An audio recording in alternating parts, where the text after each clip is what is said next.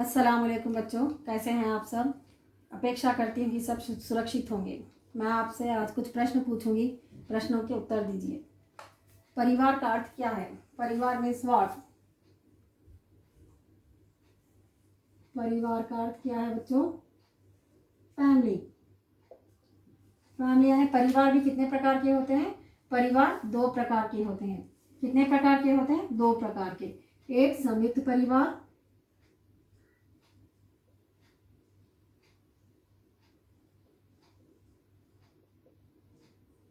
एक छोटा परिवार।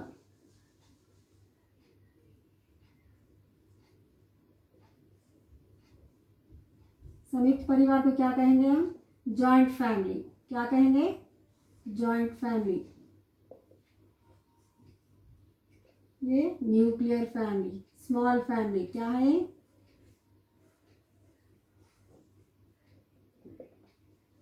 संयुक्त परिवार में जिस परिवार में नाना दादा दादी, चाचा चाची, माता पिता ये सारे सब मिलजुल कर रहते हैं, ऐसे परिवार को हम संयुक्त परिवार कहते हैं, जिसे जॉइंट फैमिली कहते हैं। सब मिलजुल कर रहने के परिवार को हम संयुक्त परिवार कहते हैं। छोटा परिवार यानी स्मॉल फैमिली, सिर्फ इसमें कौन कौन रहते हैं? माता पिता बच्चे, सिर्फ यही लोग, तो इसीलिए न्यूक्लियर फैमिली कहलाती है।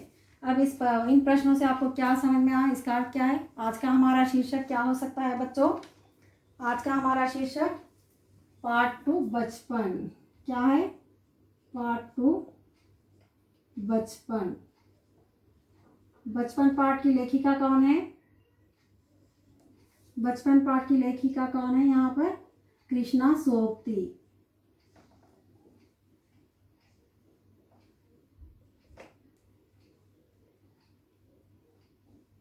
कौन है बचपन पाठ की लेखिका? कृष्णा सोबती है। हाँ तो बच्चों, पेज नंबर 6 पर पार्ट 2 बचपन, यहाँ पर बचपन का चित्र दिखाई दे रहा है, जिसमें एक बूढ़ी औरत, बच्चे साथ में दिखाई दे रहे हैं। बूढ़ी औरत कौन है? अनुमान लगाइए यानी अंदाजा लगाइए। अनुमान का अर्थ क्या है? गेस कीजिए। अनुमान मीन्स गेस। तो यहाँ पर एक दादी अपने बच्चों को कहानियाँ सुनाती दिखाई दे रही है। क्या कर रही है? कहानियाँ सुनाती दिखाई दे रही है।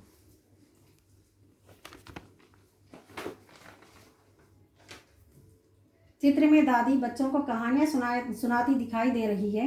बचपन पाठ में लेखिका कृष्णा सोबती हमें अपने बचपन की ओर ले जाती है। कौन ले जाती है? कृष्णा सोबती अपने बचपन की ओर, यानी उनका बचपन कैसा बीता उस बारे में हमें सुनाने जा रही है। वो बचपन कहानी के माध्यम से यानी उसके जरिए से, उस कहानी के थ्रू। माध्यम का क्या है ना? माध्यम यानी जरिए से, कहानी के थ्रू।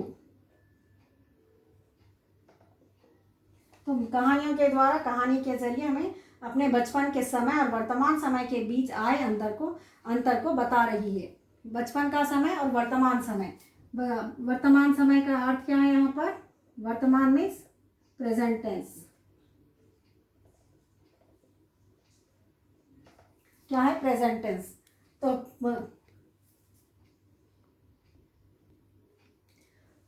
तो वर्तमान क्या है? प्रेजेंट टेंस कहलाता है, यानी काल, समय। तो काल, हिंदी में काल 3 प्रकार के होते हैं। क्या है? हिंदी में कितने प्रकार के काल होते हैं? काल 3 प्रकार के होते हैं। कितने? 3 प्रकार के। वे कौन कौन से हैं देखिए आप। वर्तमान काल, भविष्य काल,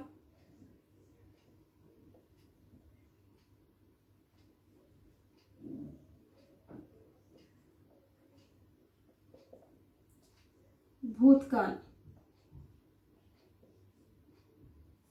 तो काल का अर्थ क्या है यहाँ पर? समय। काल का अर्थ क्या है? समय कहलाता है। काल मीन्स समय, काल मीन्स टाइम। तो वर्तमान काल क्या? प्रेजेंट टेंस है।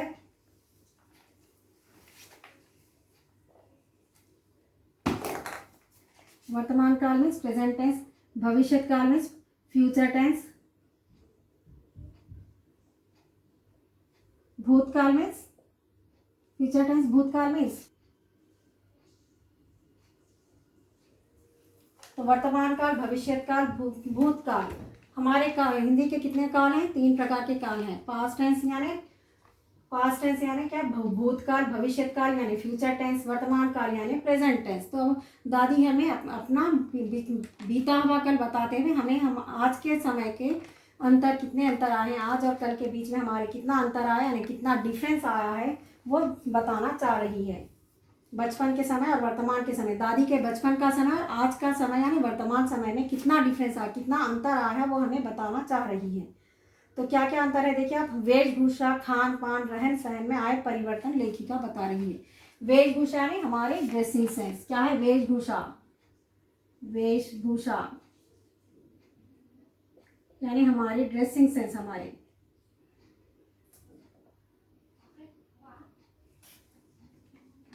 खान पान, खाने पीने का, हमारे खाने के डिशेस भी बदल गए, खान पान और रहन सहन। तो दादी का समय और हमारे समय में बहुत ज़्यादा डिफरेंस है, बहुत ज़्यादा अंतर आया। वेशभूषा ने, जबकि ड्रेसिंग सेंस अलग थे, आज का अलग है। अब आज क्या है, पुराने ज़माने में दादी के समय में क्या था, लहंगा चोली था, यानी चुनरी वाला यानी फिल्टों वाला फ्रॉक पहनते थे वो लोग, चूड़ीदार पैजामे, लॉन्ग कुर्ते पहनते थे। लेकिन आज का क्या है, जैकेट्स है, टॉप है, लेगिंग्स है, जीन्स है, यही डिफरेंसेस है। खान पान में भी क्या है, पहले ज़माने में लोग घर के बनी हुई चीज़ों को ज़्यादा, व्यंजनों को महत्व देते थे, बाहर की चीज़ें कोई नहीं खाते थे। अब आज का समय, वर्तमान समय में हम सब सारी चीज़ें बाहर से खाते हैं। आज सबके पसंदीदा यानी सबके फेवरेट व्यंजन यानी रेसिपीज़ क्या है, वो तो क्या है, बाहर की चीज़ों में बर्गर है, पिज़्ज़ा है, सारी बाहर की चीज़ों को इम्पोर्टेंस देने लगे हैं। आज का समय, कल का समय, बर्गर, क्या क्या है यहाँ पर, बर्गर, पिज़्ज़ा, ये सारे हमारे पसंदीदा यानी हमारे अपने फेवरेट चीज़ें हैं। पहले ज़माने में क्या था, छोटे मोटे चॉकलेट्स रहते थे, घर पर बनाए हुए डिशेस यानी व्यंजनों को सब पसंद करते थे, पसंदीदा। तो ये डिफरेंस बताने वाली है। रहन सहन भी क्या था, पहले क्या था, घर बड़ा रहता था, झाड़ लगे हुए रहते थे, आंगन रहता था। अब आजकल के अपार्टमेंट्स में रहने लगे सब, क्या रहने लगे, अपार्टमेंट्स में रहने लगे, यानी बिल्कुल छोटी सी जगह पर हम रहने लगे, जिसमें हवा, पानी, धूप, छाँव, ये सब कुछ भी हमें अवेलेबल नहीं है, उपलब्ध नहीं है। तो ये क्या है, डिफरेंसेस आते चले गए, जनरेशन बाय जनरेशन, पीढ़ी दर पीढ़ी हमारे पास डिफरेंस आते गए। शताब्दी का क्या है भाई, बोलिए आप। शताब्दी यानी सेंचुरी, क्या है, समझ में आया बच्चों। तो हमारे और दादी के ज़माने के बीच का अंतर, दादी के ज़माने के बीच का अंतर देखिए आप। अच्छा, तो बच्चों कृष्णा सोपती जी अपने बचपन के बारे में क्या कहना चाहती हैं, सुनिए। हाँ, मैं इन दिनों कुछ बड़ा बड़ा यानी उम्र में सयाना महसूस करने लगी हूँ, शायद इसलिए कि पिछली शताब्दी में पैदा हुई थी, यानी पिछली शताब्दी यानी लास्ट सेंचुरी में पैदा हुई थी। मेरे पहनने ओढ़ने में जो काफ़ी बदलाव आए हैं, काफ़ी बदलाव यानी बदलाव का अर्थ क्या है, बदलाव यानी परिवर्तन, क्या है, बदलाव, परिवर्तन, चेंजेस, क्या आए हैं, चेंजेस आए हैं, पहनने ओढ़ने में बदलाव आए हैं। पहले मैं रंग बिरंगे कपड़े पहनती रही हूँ, नीला, जामुनी, ग्रे, काला, काला, चॉकलेटी। अब मन कुछ ऐसा करता है कि सफ़ेद पहनूं, गहरे नहीं हल्के रंग। क्या कहने लगी दादी माँ, कृष्णा सोपती जी क्या कहने लगी, क्योंकि उम्र में मैं सयानी हो गई यानी बूढ़ी हो गई। मैं पहले डार्क कलर्स यानी नीला, जामुनी, ग्रे, काला, चॉकलेटी ऐसे कलर्स पहनती थी, लेकिन अब मुझे ऐसा करना नहीं चाह रहा मन, सफ़ेद पहना, लेकिन लाइट कलर्स, वाइट कलर पहनने को जी चाह रहा है, गहरे नहीं हल्के लाइट कलर्स। मैंने पिछले दशक में तरह तरह की पोशाकें पहनी हैं। पोशाक का क्या है यहाँ पर, पोशाक, वस्त्र, वसन,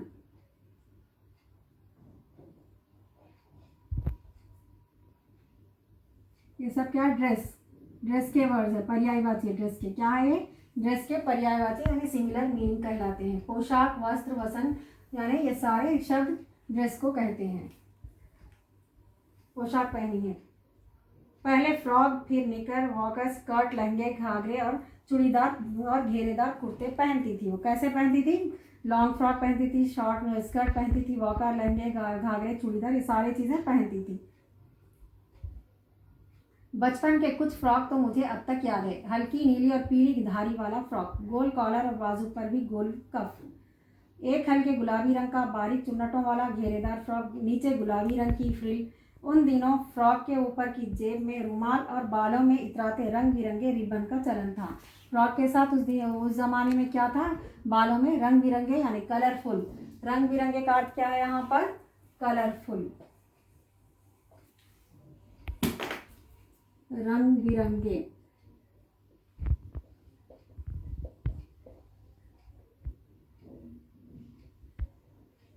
कलरफुल रिबन्स का चलन था।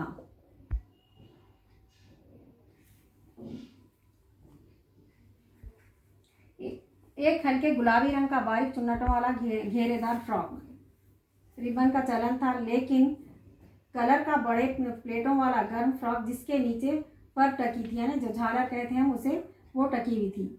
2 ट्यूनिक भी याद हैं, एक चॉकलेट रंग और एक अंदर की काली प्याजी, दूसरा ग्रे और उसके साथ सफ़ेद कोटी यानी कोटी तो मालूम है आपको बच्चों, दूसरा ग्रे और उसके साथ एक सफ़ेद कोटी यानी वाइट कलर की कोटी भी पहनते थे। मुझे अपने मोजे और स्टॉकिंग भी याद है।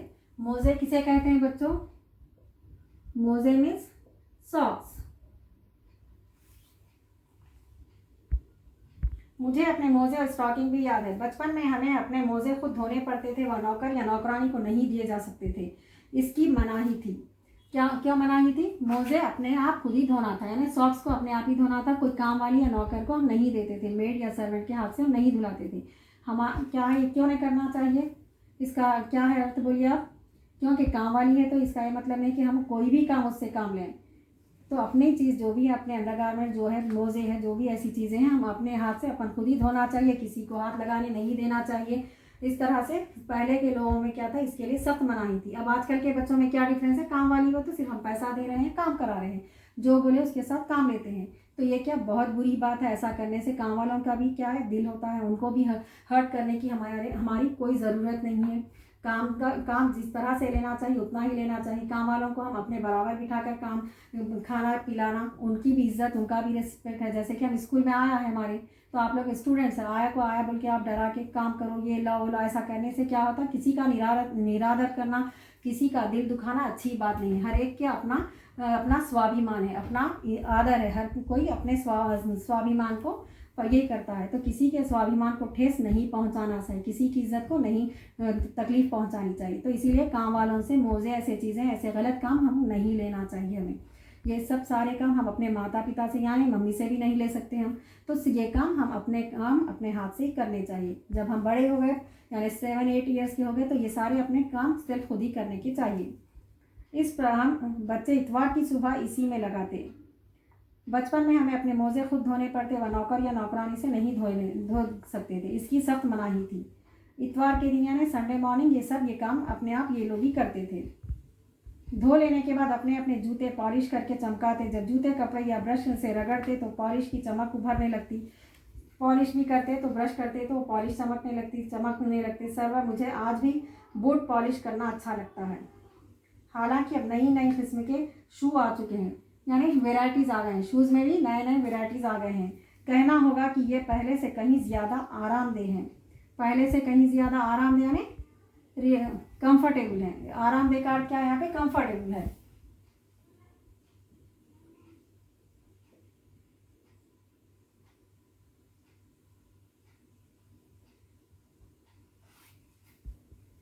हमें एक नए जूते मिलते, उसके साथ ही छालों का इलाज शुरू हो जाता। पहले ज़माने में जब भी नया शूज़ पहनते, बच्चों को पैरों में तकलीफ होने लगती थी, क्या कहते थे, जूता काटने लगा है। लेकिन अब आजकल के शूज़ एकदम कंफर्टेबल है, हम लोग एकदम रिलैक्स रहते हैं। जब कभी लंबी सैर पर निकलते, अपने पास रुई ज़रूर रखते।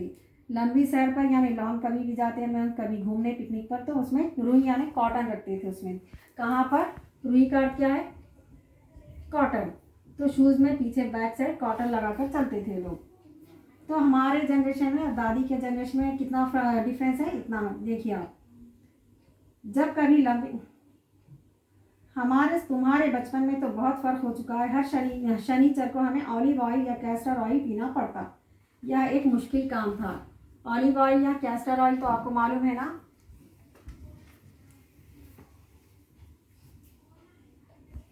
मालूम है ना।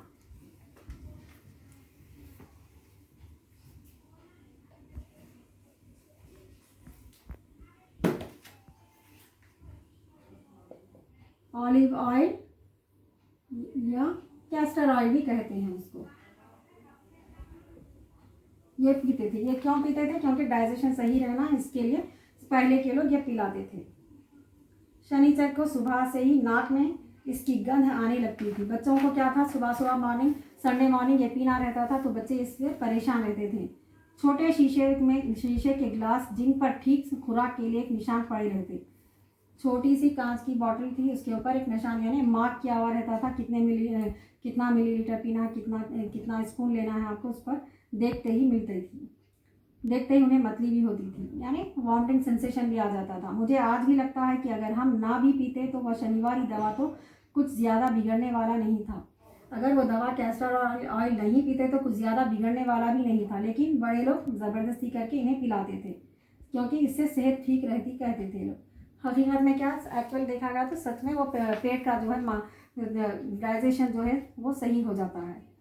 तो मैं बताऊंगी कि हमारे समय तुम्हारे समय में कितनी दूरी हो चुकी है, यहाँ तक कि बचपन की दिलचस्पियाँ भी बदल गई।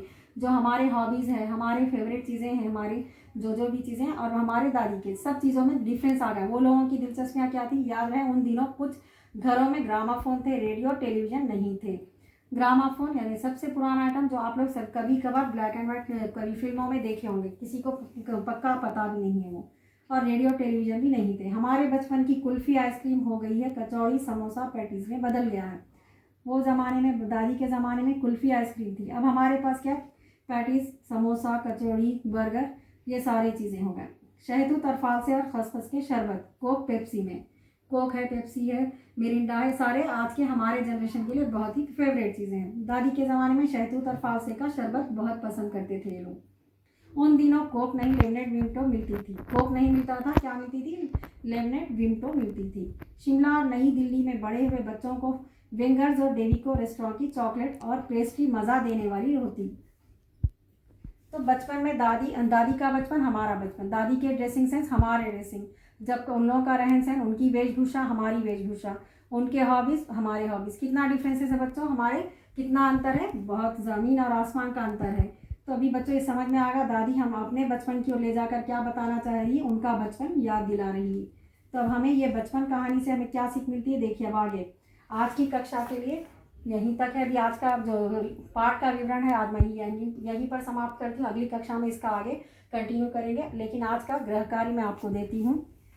गृह कार्य में आप मुख्य शब्द करेंगे, गृह कार्य में आप मुख्य शब्द,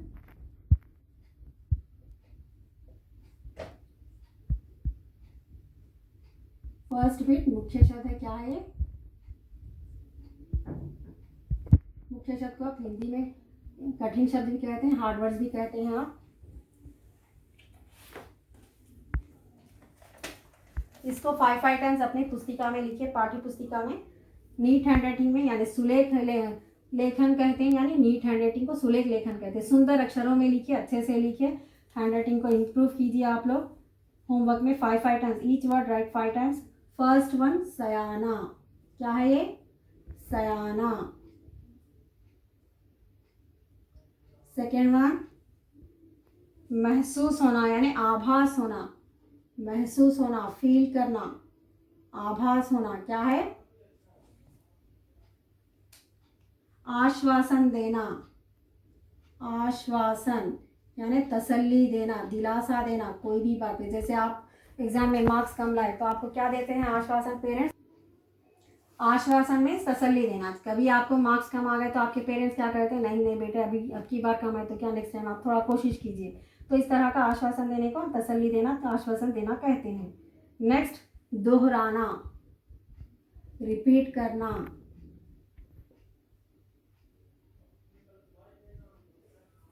फिफ्थ वन क्या है देखिए आप, चिकित्सा, चिकित्सा मीन्स ट्रीटमेंट, इलाज। क्लियर समझ में आया तो अच्छे से लिखिए आप लोग, कोई डाउट है तो पूछ सकते हो आप लोग।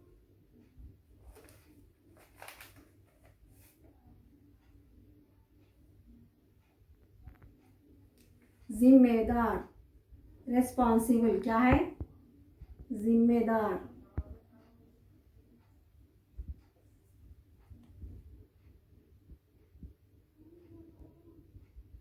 घटनाएं, इंसिडेंट्स क्या है, घटनाएं।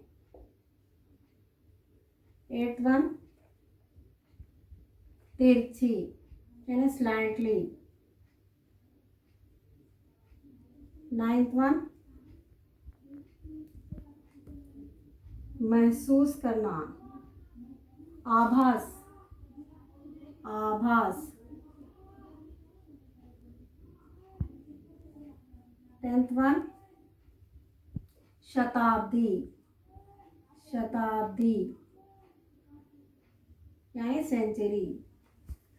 चलिए फर्स्ट वन देखिए मुख्य शब्द में सयाना, सेकंड महसूस, थर्ड वन आश्वासन, फोर्थ दोहराना, फिफ्थ चिकित्सा, सिक्स्थ जिम्मेदार, सेवेंथ घटनाएं, 8th तिरछी, 9th आभास, 10th शताब्दी। तो चलो बच्चों ग्रह कार्य में इसे 5-5 मरतबा आप लिखिए। लिखित कार्य कहते हैं, रिटर्न वर्क को हिंदी में क्या कहेंगे, लिखित कार्य।